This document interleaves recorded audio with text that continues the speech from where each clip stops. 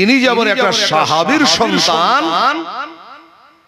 ওটাও একটা বিখ্যাত সাহাবী, হাবি ওয়া মাহাবি ওয়াহাবি বিহিন নাস, একজন জান্নাতি হেদায়েত প্রাপ্ত সাহাবী, যিনি কাতেবে ওহী ছিলেন, কোরআনের বাণী লিখতেন 13 জন সাহাবা, তার মধ্যে একজন হলো ইজিদের বাবা।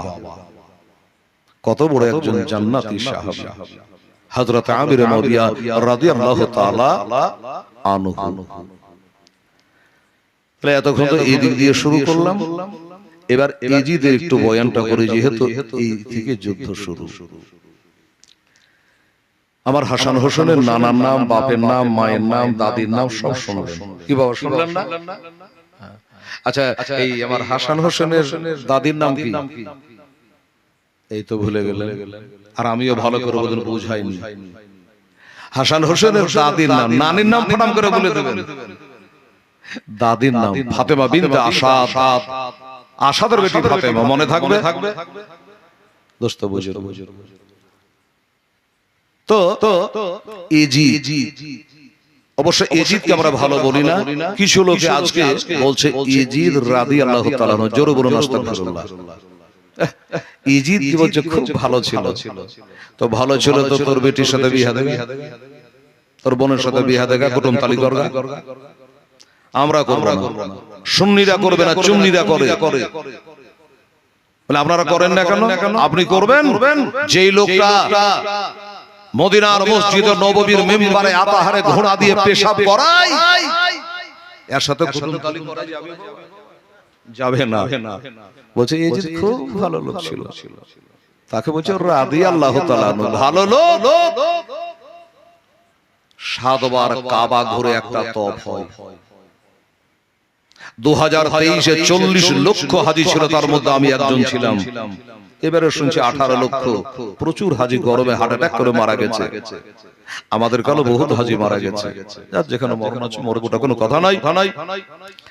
এই পবিত্র কাবা যেটা মানুষ যায়, যেটা হলো ইন্নাওয়ালা বাইতিন, পৃথিবীর প্রথম ঘর, বাইতুল মামুরের ছায়াতে যেটা তৈরি, বাবা এই কাবাতে 12,000 সৈন্য লাগিয়ে কাবাকে ভেঙে চাকনাচুর করেছিল ইজিদ। ইতিহাস তো জানে না। এই লোকটাকে ভালো বলা যাবে? কখনো না। আর একটা কথা বলি, আপনাদের গায়ের লোম দাঁড়িয়ে যাবে। সুবহানাল্লাহ। 700 জন জান্নাতি সাহাবীকে জবাই করেছিল ইজিদ। এত বড় গাদ্দার ছিল। মদিনার মসজিদ নববীতে 3 দিন আযান বন্ধ করেছিল ইজিদ। আর তুমি ইজিদের ঢোল বাজাতে যাচ্ছ মুহররমে? ছি ছি ছি। আর বুঝাই তো বুঝাই কত। ইজিদ এত বড় একটা পাপী গুনাহগার ছিল। মরণের সময় তার বালিশের গোড়াতে মদের বোতল ছিল। এই লোকটা ভালো হতে পারে? হাজার হাজার পবিত্র নারীর পেটে হারামি সন্তান দেওয়া জন্য ইজিদ সোনার মদিনায় মসজিদে আযান যে বন্ধ করে, এই লোকটা ভালো হয়? হয় বাবা? হয় না। হযরত সাঈদ ইবনে মুসাইব রাদিয়াল্লাহু তাআলা আনহু বলছে, মদিনা থেকে লোকজন চারিদিকে ছুটিয়ে ছিড়িয়ে পালিয়ে গেল, আর আমি পাগলা সেজে থেকে গেলাম নবীর রওজায়ে পাকে। মদিনায় আযান বন্ধ, কি করব? আমার নবীর রওজায়ে পাক থেকে 5 ওয়াক্ত আযান ও তাকবীর আমি শুনতাম আর নামাজ আদায় করতাম। সুবহানাল্লাহ। আর বলছে ইজিদ ভালো ছিল। এই বাবা শুনুন, কোন দিকটা যে দায়ী তা তো চিন্তায় পড়ে গেলাম। ঘড়িতে বলছে হেলান্তর 1.5 ঘন্টা হাওয়া। ইজিদ এর বাবার নাম হযরত আমির মুআবিয়া রাদিয়াল্লাহু তাআলা আনহু, একটু শুনবেন। এর দাদর নাম হযরত আবু সুফিয়ান রাদিয়াল্লাহু তাআলা, পরে মুসলমান হয়েছিলেন। এর দাদির নাম হযরত হিন্দা রাদিয়াল্লাহু তাআলা আনহা, পরে মুসলিমা হয়েছিলেন। চিনতে পারলেন না? কোন হিন্দা? যেই হিন্দা আমার নবীর চাচা আমির হামজার বুকটাকে চিরে কলিজাকে বাহির করে উহুদের যুদ্ধে বাবা দাঁত দিয়ে চাবাইছিল, ইজিদের দাদি। এবার মনে থাকবে আপনাদের? নাক কান কেটে গলার হার গড়াই ছিল এই এজিদের দাদি, যাকে আর বলবো না যেহেতু মেয়েটা পরে মুসলিমা হয়ে গেছিল।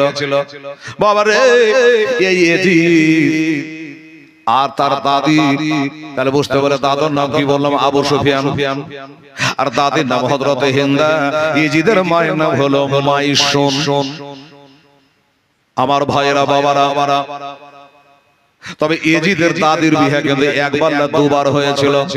হিন্দার বিয়ে দুবার হয়েছিল। আজ্ঞার স্বামী কিন্তু আলাদা ছিল, পরকার স্বামী থেকে পয়দা হয়েছিল। আজ্ঞার স্বামীর নাম ছিল ফাঁকা। স্বামী স্ত্রীর মহব্বত খুব ছিল। স্বামী স্ত্রীর যে মহব্বত ছিল, প্রথম স্বামীর সঙ্গে তালাক ছুটাছুটি কেন হলো শুনলেন বাবা? কবে কি বলেছে অত মনে নাই, কদিন দুনিয়ায় আছে তাও জানি না। আমার মা বোনেরা, এই হিন্দার বিবাহ আগে হয়েছিল, ওই স্বামীর সাথে ঘর হলো না, ছাড়াছাড়ি হয়ে গেল। এটা হিন্দার দোষে নয়, এটা হলো তার স্বামীর দোষে। স্বামী স্ত্রীতে বাবা জান কাটা প্রীতি, ভালোবাসা, মহব্বত। একদিন না শুধু গায়ে বসে আছে, স্বামী স্ত্রীতে খোশ গল্প করছে। এবার গল্প করতে করতে হঠাৎ করে বাবা হিন্দার স্বামী, আজ্ঞার স্বামীর ঘটনা বলছি বাবা। আজ্ঞার স্বামী এই ফাঁকা হিন্দাকে বলে, হিন্দা রে তুই এখানে একটু বস, আমি একটু বাথরুম থেকে আসি, আমি যাব আর আসবো। বলে স্বামীকে দেরি করেন না, আমাকে একলাই যেন ভাল লাগে না গো, একাই বসে থাক। বলে আরে ওই পেশাব করতে কি 6 ঘন্টা টাইম লাগে নাকি, যাব আর আসবো। আচ্ছা ঠিক আছে যান। এবার গেছে, ও যখন এই দিকে মুখ করে বাথরুমের দিকে যাবে, আর এদিক থেকে একটা লোক কিন্তু এখানে এসে হাজির হয়ে গেছে। মনে হয় ওই যে পেশাব করতে গেল ওই লোকটার সাথে লোকটার কানেকশন ছিল বা কোনো দরকার ছিল। এবার আসার পরে দেখছে যে মেয়েটা একলাই বসে আছে। একাই যখন মেয়েটা বসে আছে, চিন্তা করলো একটা মেয়ে মানুষ এক সামনে আমার দরকারও নয়, আর একটা মেয়ে মানুষ আছে তার কাছে দাঁড়াইবা কি বলে। কোন বেচারা বেবুক হয়ে ঘুরে চলে গেল, যার কাছে আনো তাকে পানো না, এখানে দাঁড়িয়ে আমার কোনো লাভ নাই। বাবারে ওমরে মনটা খারাপ করে এদিক থেকে যে এসেছিল লোকটা ঘরে এদিক গেল, আর ওদিক থেকে পেশাব করে আবার এদিকে মুখ করে ঘুরতে লাগলো। আর যেমনি ঘোরা দুই চোখ পড়বিতে পড় ওই লোকটার উপরে পড়লো। ভালো করে বুঝবেন, ওই লোকটার উপরে পড়লো। তখন ওই ফাঁকার সন্দেহ হয়ে গেল, আল্লাহ আল্লাহ, আমার বিবিকে এত প্যারো মহব্বত করি, এত ভালোবাসি, কিন্তু ওই লোকটাকে এসেছিল আমার বিবির কাছে, এ তো ডালের মধ্যে কালহা গুণ নুন খাও, একজন আর গুণ গাও, আর একজন আর ধরা পড়ে গেছে। তোমার প্রেমিকা এসেছিল, ওকে তুমি ভালোবাসো, তোমাকে তোমার কাছে এসেছিল, আমাকে দেখে হয়তো ঘুরে চলে গেল। এই যে মনে একটা সন্দেহ ঢুকে গেল, মনের মতো মারাত্মক বাবা ঘুম ঢুকে গেল। এবার বাথরুম থেকে এসে হিন্দাকে বলে, হিন্দারে তোর তলপি তালবা যা কিছু আছে বাঁধার বাপের বাড়ির ভাগ। হিন্দা বলে, আরে বাবা আজ পর্যন্ত একটা ঝগড়া হলো না, ঝামেলা হলো না, কোন দুইটা কথা হলো না, এত ভালোবাসার স্বামী আমাকে বসিয়া বাথরুম গেল, আর বাথরুম থেকে এসে বলছে বাপের বাড়ি ভাগ। একই মাথার তার কেটে গেল নাকি, মাথা খারাপ হয়ে গেল নাকি? হ্যাঁ গো, বাপের বাড়ি যাবো কেন? বলে কেন তুমি বোঝো না, কাঁচা খুকি আর বোকা বানিয়া কদিন রাখবে। হিন্দা বিরুদ্ধ অবাক কাণ্ড, কিছুই বুঝলাম না। বুঝিস নি? বলে না। এখনো বুঝতে পারিস নি? বলে না। আচ্ছা বল, আমি যখন বাথরুমে ঢুকলাম ওই লোকটা তোর কাছে কে এসেছিল? আমাকে দেখে লোকটা তাড়াতাড়ি পা করে এদিক চলে গেল। হিন্দা বলে, খোদার কসম করে বলি, আল্লাহর কসম করে বলি স্বামী গো, ওই লোকটা কে এসেছিল আমি তো নয়নে দেখিনি, আমার সাথে কোনো কথা হয়নি, তবে আপনার বলাতে চালাতে যেন আমার মনে হচ্ছে পায়ের একটু আওয়াজ পেয়েছিলাম, তাই আমি পরপুরুষ বলে মুখে চোখ তুলে তার দিকে তাকায় না। লোকটা হতে পারে আপনার সঙ্গে কোনো দরকার ছিল, আপনাকে না পেয়ে লোকটা বেমুখ হয়ে ঘুরে গেল। মানবে না, হিন্দার স্বামী শুনবে না যে না আমি কোন মতে বিশ্বাস করবো না, তোর বাপের বাড়ি ভাগ। কিন্তু বাপটাও কিন্তু কমা লোক ছিল না বাবা, মক্কার সর্দার ছিল, এর বাপের নাম ছিল রাবে উতবা সাহেবার বাপ। এই হলো বাবা রাবে, একটা বিখ্যাত বড় লোকের বেটি হিন্দা, বিরাট সর্দারের বেটি, মোড়লের বেটি। এবার কি হলো, বাবার বাড়ি চলে গেল, খারাপ কথা বাজে বেশি, তারপর আবার সর্দারের বেটি আরো বাজবে বেশি। কি বলেন? গোটা মক্কায় রটে গেল। কিছু শুনেছ মানে কিছু লোক আছে প্রচার করার লোক, কিছু শুনেছ মানে শুনতে না চাইলে কিছু শুনেছ। কি হ্যাঁ বলে অমুক বলে অমুক করেছে, মানে বলবে লাগার পেট ফেপে যায়। হ্যাঁ তো বলছে সর্দার সাহেবের বেটি বলে গন্ডগোল করে দিয়েছে। তোবা তোবা তোবা, হ্যাঁ আমার হে বেটির বিচার করবে কি করে? বলবে কি বলবে না লোকে? কি করেছে? বলে স্বামী রেখে অন্য ছেলের সঙ্গে বলে ভাবলাম ছিল, স্বামী স্বয়ং ধরে নিয়েছে, বাপের বাড়ি ভাগিয়ে দিয়েছে। রাবে মাথা খারাপ করে মাথাটা নিচু করে চোখের পানি ঝরঝর করে ফেলায়, বাড়িতে বসে বসে কাঁদছে। পেটি লেগে বসে আর মুখ দেখাতে পারবো না, আর বিচার আচারে যেতে পারবো না, আমাকে আর সর্দার বলে কেউ মানবে না। একদিন চিড়বিড়ি করে ধরলো, এই বেটি শোন হিন্দারে, তুই জানিস আমি কত বড় একটা নাম করালো, আমি একটা সর্দার লোক, আমি দেশ দশের বিচার করে বেড়াই, আর তুই এত বড় পাপী ছেলে দিলি রে, এত বড় নোংরা কাজ করে ফেললি রে। বেটি বলে আব্বা গো, আপনি আমার জন্মদাতা পিতা গো আব্বা, আল্লাহ খোদার কসম করে বলি আব্বা, আপনার স্বামী ছাড়া, আপনার জামাই ছাড়া, আমার স্বামী ছাড়া অন্য পুরুষ আমাকে স্পর্শ করেনি গো আব্বা। আমি কলজা ফেড়াই আপনাকে দেখাতে পারবো না, আমি প্রমাণ করাতে পারবো না, তবে আমার মুখের কথা বিশ্বাস করেন আব্বা, আমি আল্লাহর কসম খায়া বলছি, আমার স্বামী ছাড়া আমি কাউকে ভালোবাসি না। আচ্ছা, রাবে বলল আমার বেটি এত কাঁদে, এত মোটা মোটা কসম খায়, এ তো মিথ্যা হতে পারে না। দাঁড়ারে মনে জামাইকে ডাকলো, তুমি তোমার জামাতে 10টা লোক লাও, আমি বিটির বাপ আমার তরফে 10টা লোক লিব, ইয়ামান শহরে যাব, ওইখান করে কিছু নাজুমি আছে, ওই নাজুমিরাকে বলবো আমার বিটির দোষ না জামাইয়ের দোষ, কেডা পাকার কেডা না পাক, ওইখানে ফায়সালা হয়ে যাবে, মনের ধুকধুকি মিটে যাবে। জামাই বলল আজই চলেন যাব, নিজের চোখে দেখলো আমি লোকটাকে যেতে, ওর একটা বিশ্বাস কিন্তু পাক্কা, আর হিন্দারও বাবার নিয়াত পাক্কা, আমি কাউকে দেখিনি। চলেন তাহলে আগামী রোববার বেলা 10টায় চলে আসো।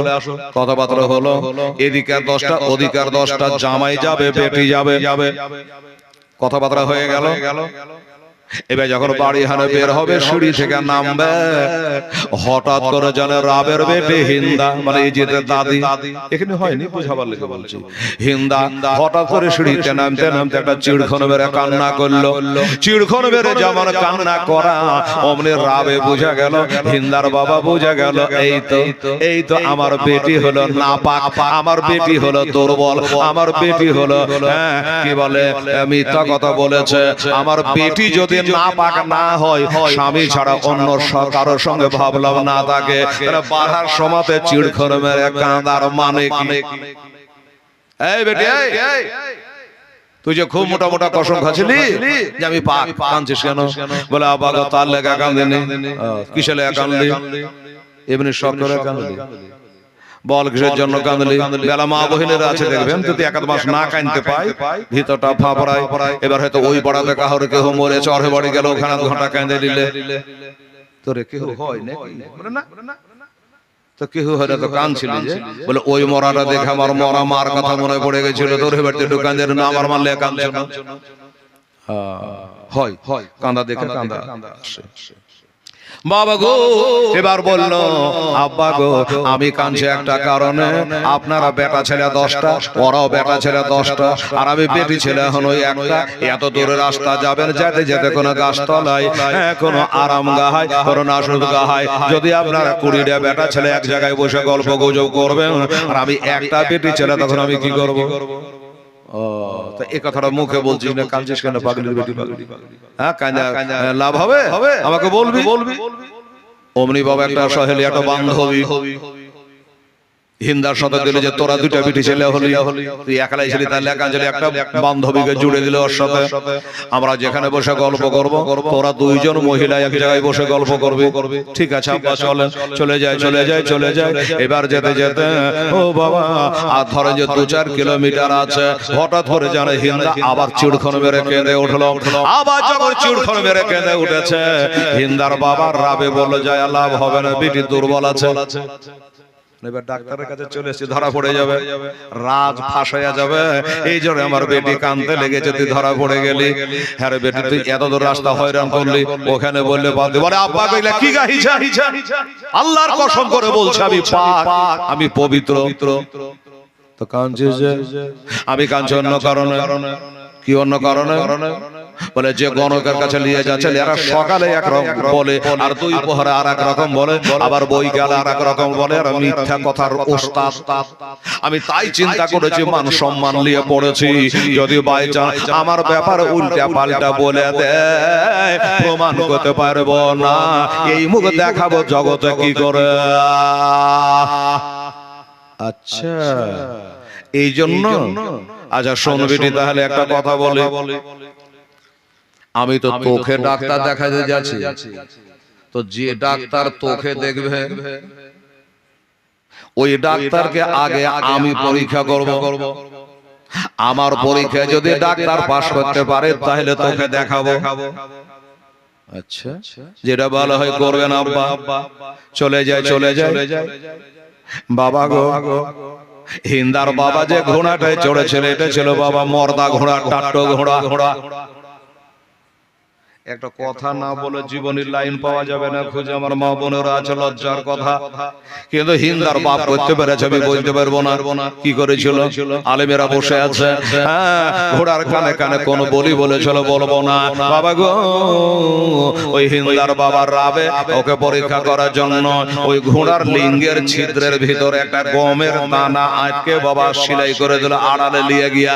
এটা জামাই জানে না, এর বেটি জানে না, এর সাথে লোকজন কেউ জানে না, ছেলে পক্ষ জানে না, মেয়ে পক্ষরা কেউ জানে না যে ঘোড়ার লিঙ্গের ছিদ্রে গমের দানা আটকে সেলাই করে দিয়েছে, এটা কেউ জানে না। ওই চলে গেল। এবার যখন সেই নাজুমির কাছে গেল, গণকের কাছে গেল, বলল যে ওরে কে আছে, মক্কার বড় সর্দার এসেছে, একটা ভালো উটগালা জবাই কর, তার জামাই এসছে, বেটি এসছে, লোকজন এসে, তাড়াতাড়ি সম্মান করা লাগবে, মেহমানের মেজবানি করা ভালো, তাড়াতাড়ি উঠে জবাই কর। উনি বলছেন না বাবা, আমরা গোশত খাওয়ার জন্য আসেনি, আমরা মেহমানি করার জন্য আসেনি, আমরা বিপদে পড়ে এসেছি, যেটার কারণে এসেছে ওটা আগে শুনবো। তখন এবার নাজমি কি বলছে শুনলে? নাজমি বলছে হুজুর, আচ্ছা খানদান যা করেন করেন, আচ্ছা আপনি যে শুনবেন আপনারটা আগে বলবো না আপনার বিটিটা আগে বলবো? কি বলছে? ঘোড়ার সাথে কি করেছে রাস্তাতে ওটা আগে বলবো না আপনার বিটি আগে বলবো? রাবে তো মাথায় হাত। আমি ঘোড়ার সাথে কি করেছি আপনারা তো শুনলেন না? শুনলেন না বাবু? শুনেননি? শুনেছেন? আমি ঘোড়ার সাথে কি করেছি আমার বেটি জানে না, আমার জামাই জানে না, কোন মোড়ল জানে না, আমি জানে, ঘোড়া জানে, খোদা জানে, কিন্তু এই গুপ্ত খবর ই জানলে কি করে? আরে বেটি, আর তুই বলছিস যে আর মিথ্যা কথা বল? হ্যাঁ, থাক বাবার ঘোড়ার কথা বলতে হবে না, বুঝে গেছি। তুমি যখন বলেছো ঘোড়ার সাথে কি কর্ম করেছো ওটা আগে বলবো, তো বলা তো হয়ে গেল, আর বলা লাগবে না। লাইন করে বসিয়ে দিয়ে হিন্দার পিঠে একটা থাবা মেরে বললাম, হিন্দারে তুই ফুলের মতো পবিত্র, জোরে বলেন সুবহানাল্লাহ।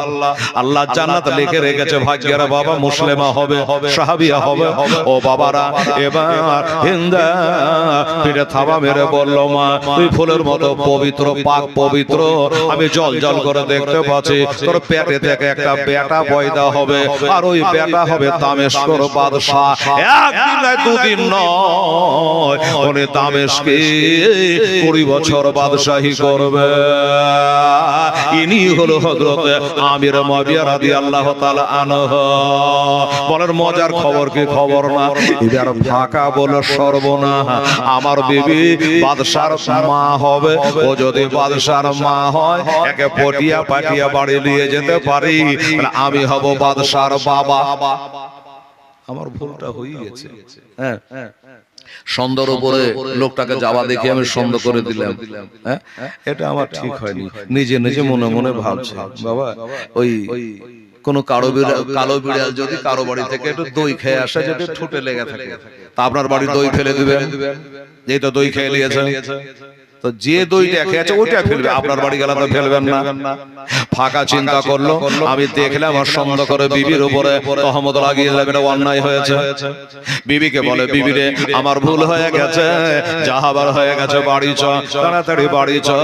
বলল শোনো এই ফাঁকা, তুমি আমাকে সহজ মনে করো না, আমি ভালো মানুষ, আমি পাক ও পবিত্র মানুষ, তুমি শুনতে পেলাম, আমি তোমার হাত ধরবো না, তোমার সাথে ঘর করব না, আমি করবো না। এই জন্য আমি যে একটা বাদশার মা হব, শুনে রাখো, জেনে রাখো, মনে রাখো, এই গণকের কথা যদি সত্য হয়, আমি সত্যি যদি বাদশার মা হই, তোর মতো মিথ্যাবাদীর সাথে ঘর করে আমি বাদশার মা হতে পারবো না। এটাও কিন্তু আমি বেটি ছেলে হয়ে বলে দিলাম।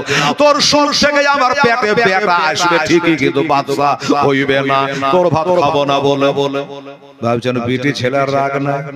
তুই আমাকে সন্দেহ করে তাড়িয়ে দিলি, আর ভাত খেলো না, বাবলিয়া বাড়ি চলে গেল। এবার বাড়ি চলে যাওয়ার পরে কিছুদিন থাকার পরে এবার হযরতে আবু সুফিয়ানের সঙ্গে বিয়ে হলো। আবু সুফিয়ানের সঙ্গে বিয়ে হয়ে বাবা এই হযরতে আমির মুয়াবিয়া রাদিয়াল্লাহু তাআলা আনহু পয়দা হলো। আমির মুয়াবিয়া রাদিয়াল্লাহু তাআলা আনহু তিনি বাবা পয়দা হলো। তিনি হলো দামেস্কের বাদশা, 20 বছর ধরে বাদশাহী করেছে। কিন্তু এই বাদশাহীটা বাবা কার দেওয়া? এই বাদশাহী আমার হাসান হোসেনের দেওয়া। এটা কিন্তু হাসান হোসেনের দেওয়া।